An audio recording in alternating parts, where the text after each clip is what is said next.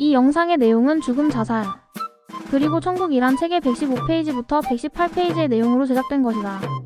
내 몸이 콘크리트 가드레일의 모서리를 벗어나려는 그 짧은 순간에 나의 영혼이 하나님 하며 하나님을 간절히 찾았고, 그 찰나에 내 눈앞에는 거대한 스크린이 펼쳐졌다. 마치 KTX를 타고 갈 때 창밖의 시골 풍경이 순식간에 지나가는 것처럼 굉장히 빠른 속도로 지금까지 살아온 날들이 스쳐갔다. 그 사이에 내 몸은 공중으로 던져졌고, 그 순간 위로부터 거대한 두 손이 순식간에 쑥 하고 내려오더니 내 몸을 받아 땅 위에 사뿐히 내려놓는 것이 아닌가? 낙엽처럼 가볍다고 느꼈던 내 몸은 푸른 하늘의 하얀 뭉게구름 속에, 또는 세상에서 가장 깨끗하고 포근한 거대한 손뭉치 위에 살포시 내려앉은 기분이었다. 그리고 그 이후의 기억은 더 이상 남아있지 않다. 기절한 것이 아니었을까? 약 3시간쯤 지난 후인 새벽 3시경 나는 정신을 차리고 눈을 떴다. 그런데 앞이 제대로 보이지 않았다. 그저 깜깜하기만 했다. 눈을 뜨긴 했지만 아무것도 보이지 않으니 그때에 가장 먼저 떠오른 것은 여기가 지옥인가? 내가 지옥에 온 건가? 하는 생각이었다.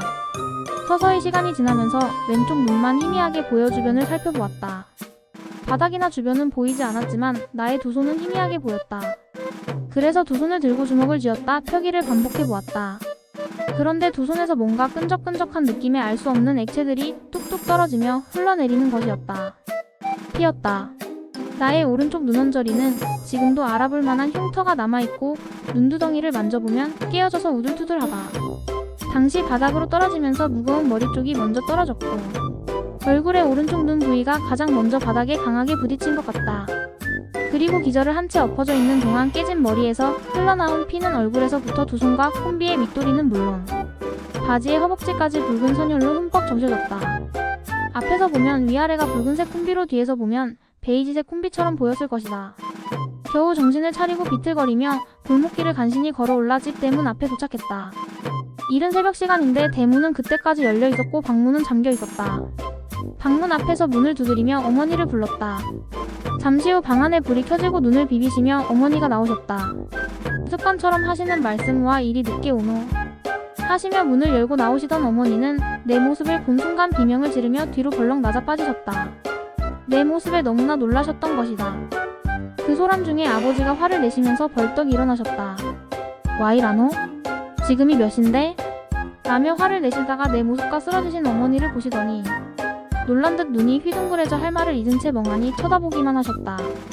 분명히 아침에 출근할 때는 베이지색 콤비를 입고 출근했는데 새벽 3시에 집으로 들어온 아들이 머리에서 바지땅까지 온통 붉은색 피로 범벅이 되어 나타났으니 사람인지 귀신인지 분간이 안 가는 처참한 모습은 두 분에게 큰 충격이었던 것이다.